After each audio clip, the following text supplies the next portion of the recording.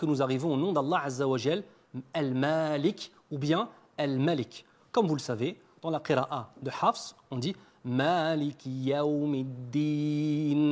Et dans la qira'a de Warsh, on dit Maliki Yawmiddin. Donc nous avons deux lectures différentes avec les noms.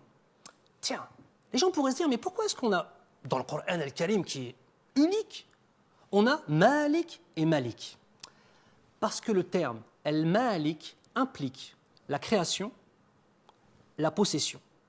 Malik implique aussi la création et la possession. Mais le terme Malik implique aussi qu'il va prendre soin de ses créatures. Donc ça signifie qu'à travers ces deux noms, on a à la fois création, possession et prendre soin de la créature.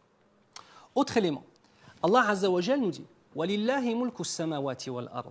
Et c'est à Allah Azza wa Jal qu'appartient la royauté des cieux et de la terre.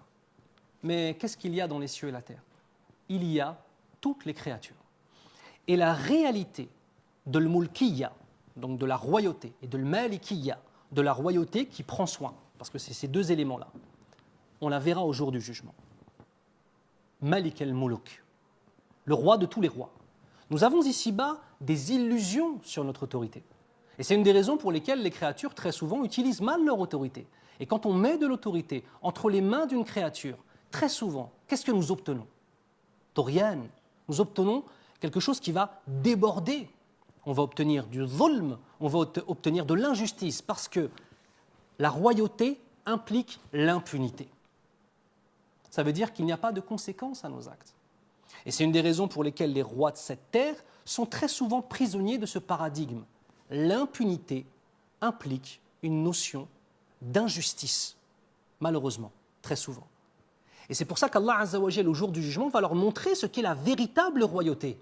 C'est celle qui implique aussi un amour, le fait de prendre soin de la créature et le fait d'être juste. Parce que la véritable royauté implique fondamentalement une notion de justice.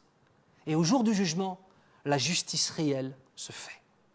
Et vous voyez que dans Surat al-Fatiha, Allah Azza wa Jal, sans arrêt, chaque fois qu'on lit la Fatiha, on nous rappelle qu'il est le possesseur du jour de la rétribution.